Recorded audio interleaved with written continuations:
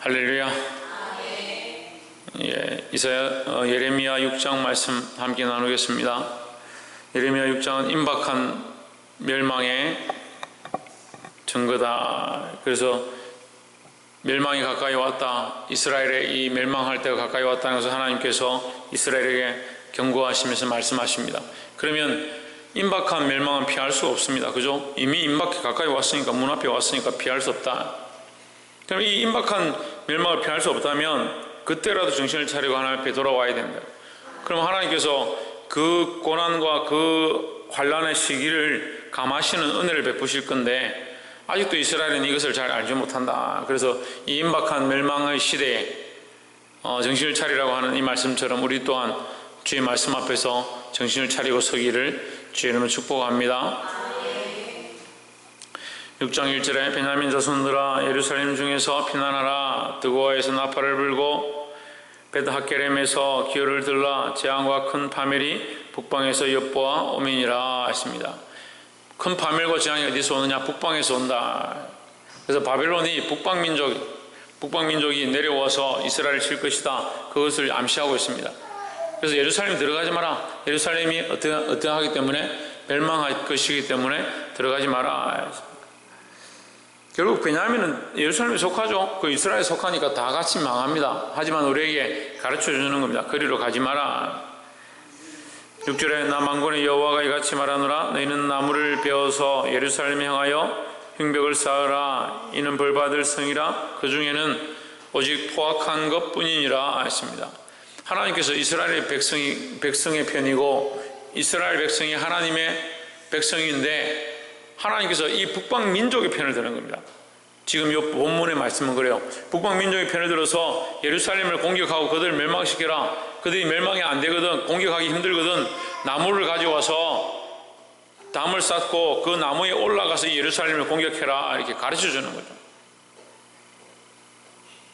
왜 그럼 공격하라 하느냐? 그 성에는 오직 포악한 것 뿐이니라 했습니다. 우리가 5장 말씀을 기억해야 하는데, 너희가 거리로 다니면서 의인이 있는 거 찾아봐라. 의인 하나가 있다면 그 성이 멸망할 성이 아니다 하는 거죠. 근데 문제는 뭐가 없다? 의인이 없다. 하나님의 말씀을 듣고 회개하고 돌이킬 자가 없다라는 겁니다. 의인은요, 의로운 일을 행하는 자를 의인을 하는 게 아닙니다. 성경이 의로운 일을 행하는 자를 의인이라고 하는 것이 아니라, 하나님의 말씀을 들었을 때 돌이키고 회개할 자가 있느냐, 이 백성들 위하여 눈물 흘리며 하나님 앞에 통회하고 엎드릴 자가 있느냐 하는 거죠. 여러분, 우리가 다들 부족하고 죄인이지만 하나님 앞에 엎드리는 자, 이 백성을 위하여, 이 교회를 위하여, 이곳에 있는 성도들을 위하여 하나님 앞에 엎드릴 수 있는 자들이 되기를 주의 이름으로 축복합니다. 8절에 예루살렘아 너는 훈계를 받으라. 그리하지 아니하면 내 마음이 너를 싫어하고 너로 항목해 하여 거민이 없는 땅을 만들리라 했습니다. 이 지금 임박한 진노 가운데, 임박한 심판 가운데도 하나님 계속 뭘 얘기하시냐? 예루살렘아 너는 훈계를 받으라. 정신을 차려라. 아직까지 늦지 않았다라고 하는 거죠. 하나님은 끝까지 이 사랑의 줄을 놓지 않는다. 하나님은 끝까지 우리를 사랑하시고 구원하길 원하신다라는 거죠. 우리는 뭘 해야 되냐? 이 훈계를 받아야 된다. 하나님의 말씀을 들어야 한다라는 겁니다. 하나님 말씀을 듣지 않는 성이 황폐한 성이고, 하나님 말씀 안에 살지 않는 성이 주민이 없는 땅이다, 생명이 없는 땅이다, 황무한 땅이다라는 거죠. 하나님 말씀을 듣고 하나님 말씀으로 생명을 얻고 은혜를 입어야 된다는 겁니다. 하나님 말씀 이 훈계를 받을 수 있는 저와 여러분 되시기를 주의 이름으로 축원합니다. 10절에 내가 누구에게 말하며 누구에게 경책하여 듣게 할고 보라. 그 귀가 할례를 받지 못하였으므로 듣지 못하는도다 했습니다. 이건 어디서 많이 들었죠? 할례를 받지 못했다. 그 가죽이 덮였다. 그 가죽이 덮여서 하나님 말씀을 듣지 못한다. 예레미야 4장에서 또 얘기했습니다. 우리가 듣지 못하는 것은, 우리가 하나님의 은혜를 받지 못하는 것은 하나님의 팔이 짧거나 하나님의 말씀이 짧아서 듣지 못하고 받지 못하는 것이 아니다. 우리 귀가 덮여졌다. 우리가 가죽으로 덮여지고 우리 생각들로, 세상의 것들로 가려졌기 때문에 하나님의 음성을 들을 수가 없다는 거예요. 경체가 듣게 할고 보라 그기가 할례를 받지 못하였으므로 듣지 못하는도다. 보라 여호와의 말씀을 그들이 자신들에게 욕으로 여기고 이를 즐겨하지 아니하니 했습니다. 이 시대가 지금 그렇습니다. 하나님의 말씀을 듣고 회개하고 돌이켜야 되는데 말씀을 들어보니까 욕하는 것 같고 기분이 안 좋다는 거예요.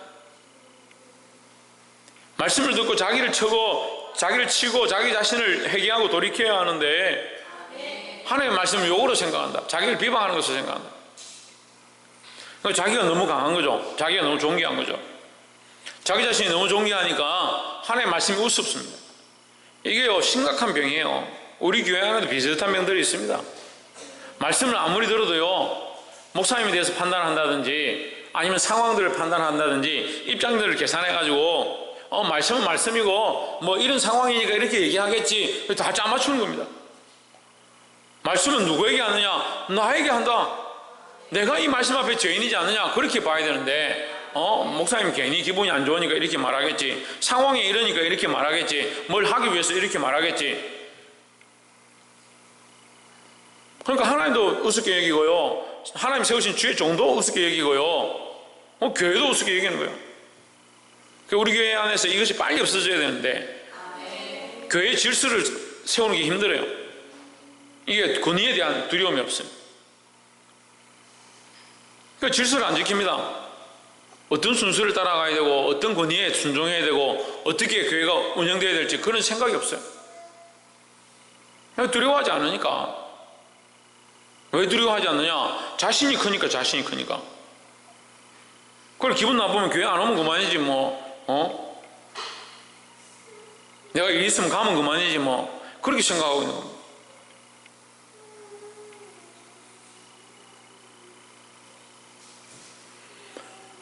여호와의 말씀을 그들이 자신들에게 욕으로 여기고 이를 즐겨하지 아니하니 했습니다. 하나님의 말씀을 즐겨하고 그것을 우리에게 주시는 은혜로 생각해야 된다 하는 겁니다. 11절 그러므로 여호와의 분노가 내게 가득하여 참기 어렵도다. 그것을 거리에 있는 아이들과 모인 청년들에게 부으리니 제 아비와 제 어미와 노인과 늙은이가 다 잡히리로다 했습니다. 하나님께서 뭘 하시냐? 이 분노를 붓겠다는 거예요. 분노를 이 백성들에게 붓겠다. 왜? 이 백성들이 듣지 않으니까 내가 이 백성들에게 붓겠다는 거예요. 하나님 말씀을 들어야 된다는 겁니다. 14절에 그들이 내 백성의 상처를 심상히 고쳐주며 말하기를 평강하다 하나 평강이 없도다. 이 백성들의 상처를 우습게 여긴다. 이 백성들이 영적으로 상처가 났고 죽어져 가고 있다는 사실을 우습게 여긴다는 거예요. 그러니까 문제가 없다 평강하다 문제가 없다 계속 그렇게 얘기하는 겁니다. 참된 하나님 말씀이 선포되지 않고요 계속 백성들이 듣고 싶어하는 사람들이 듣고 싶어하는 것을 얘기합니다. 그럼 백성들은 뭐합니까? 듣고 싶어하는 걸 듣고 싶어하는 겁니다. 자기가 듣고 싶은 얘기를 듣고 싶어하는 거예요. 그러니까 그런 얘기를 하는 자리에 가서 아멘이라 하고요 그 말씀이 옳다라고 생각하는 거예요. 시대가 지금 그렇게 돼가고 있습니다. 이 시대가 지금 예레미야 시대처럼 참 말세로 달려가고 있습니다. 사람이 듣고 싶어하는 말을 해야 될 게 아니에요. 15절에 그들이 가정한 일을 행할 때 부끄러워하였느냐? 아니라 조금도 부끄러워 아니할 뿐 아니라 얼굴도 붉어지지 않았느니라. 그러므로 그들이 엎드러지는 자와 함께 엎드러질 것이라. 얼굴도 붉어지지 않았다. 왜 붉어지지 않느냐? 죄책감이 없다는 거죠. 지금요 사람들이 듣고 싶어하는 설교하면서요 아무리 죄책감 느끼지 않습니다. 왜요? 당연히 그렇게 하는 게 당연하다 생각하고 다른 목사들도 그렇게 다 하니까 원래 그런 줄 아는 거예요. 원래 그런 줄.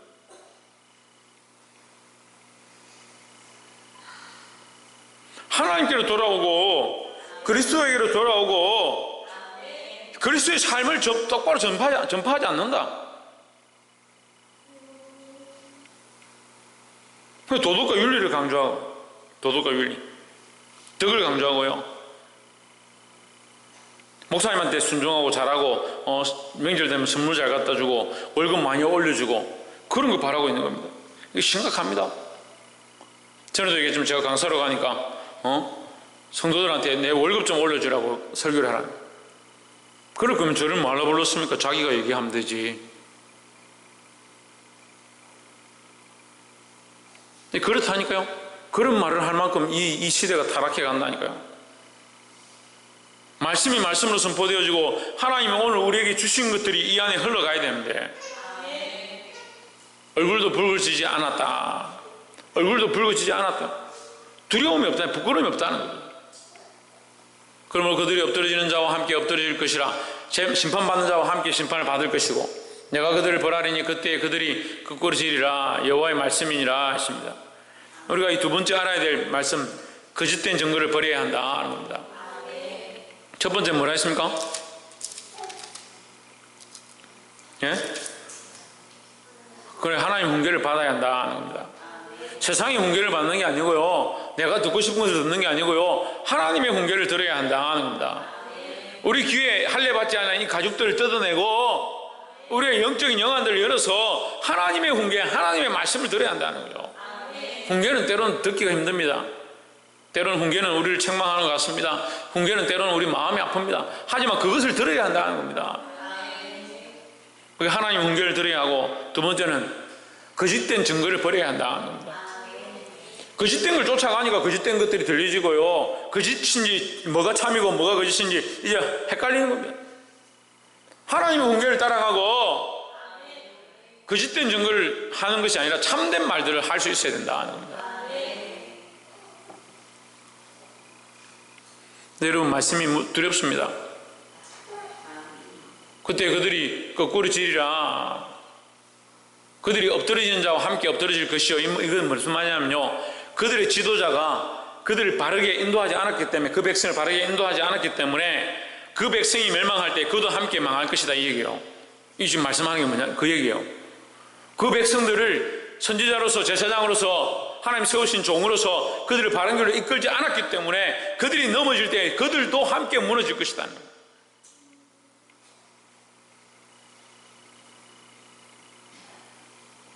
그래서 가르치는 자들, 앞에 선 사람들 정신을 차려야 될 것입니다. 20절에 시바에서 유황과 온방에서 향품을 내게로 가져오면 어찌미뇨 나는 그들의 번제를 받지 아니하며 그들의 희생을 달게 여기지 않노라 하십니다. 시바는 뭐냐면, 지금 솔로몬 때 시바 여왕이 이 향품과 유황을 들고 솔로몬에게 그 지혜를 듣고자 왔습니다. 우리가 잘 생각해야 되는데, 이 시바 여왕이 물론 좋은 의미로도 써요. 좋은 의미로도 이스라엘 백성이 복음과 말씀을 듣지 않았기 때문에, 복음과 말씀을 듣지 않았기 때문에, 잘 듣지 않았기 때문에 오히려 그 말씀이 남방 여왕에게, 다른 여왕에게, 다른 나라에 흘러가게 됐다. 그들이 듣게 됐다. 그래서 은혜가 흘러가니까 정신을 차려라. 너희가 빼앗기니까, 그 장자의 명분을 빼앗기니까 정신을 차려라는 의미도 되지만, 하나님이 초대하지 않은 다른 자다입니다. 그들의 유황과 향품을 내가 가져오면 어찌미냐, 내가 언제 너희 보고 하라고 했냐, 달라고 했냐, 하나님 받지 않겠다는 거죠. 21절, 그러므로 나 여호와가 이같이 말하노라. 보라, 내가 이 백성 앞에 거침을 두리니 아비와 아들들이 한 가지로 거기 거치며 이웃과 그 친구가 함께 멸망하리라 했습니다. 이 외식적 신앙, 겉으로 보여지는 이것들 다 무너지게 돼 있다. 그래서 거짓된 신앙, 거짓된 증거, 이것을 버리시기를 주의 이름으로 축복합니다. 마지막 세 번째로 29절에 풀무를 맹렬히 불면, 28절부터 봅시다. 그들은 다 심히 패역한 자며 다니며 비방하는 자며 그들은 놋과 철이며 다 사악한 자라 하십니다.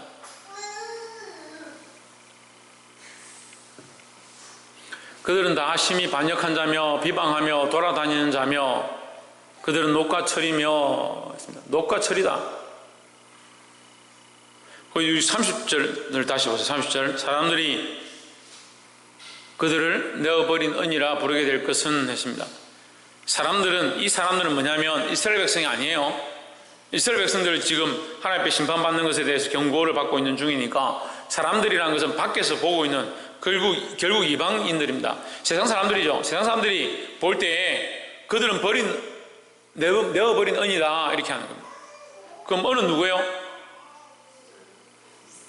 이스라엘 백성이에요. 은은 이스라엘 백성이에요.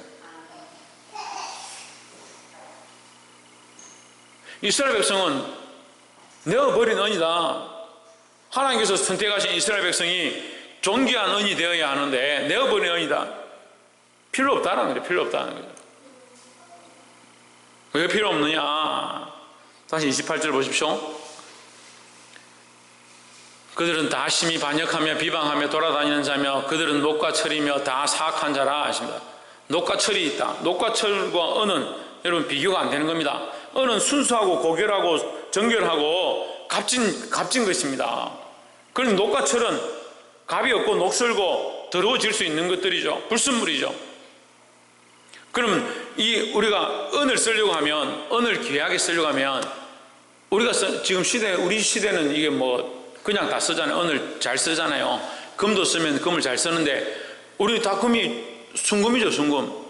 물론 이제 입힌 것도 있고, 14K, 18K 이렇게 있지만, 금도 99.9% 이렇게 순도를 자랑한다는 건 뭐예요? 안에 불순물을 제거했다는 겁니다. 은도요, 순도를 자랑합니다.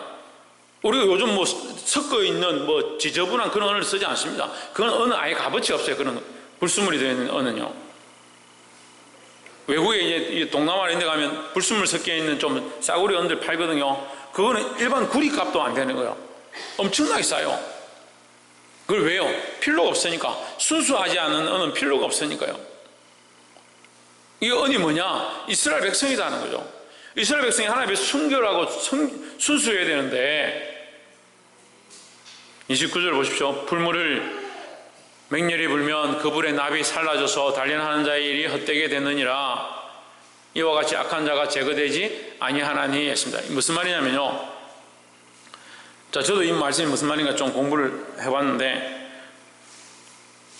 우리나라는 조선시대 때 연은법이라 해서 이제 은을 추출해내는 방법이 도입됐는데 여기는 이미 이 예레미야 때에 이 납을 은을 추출하는 방법을 납을 사용해서 하는 거예요.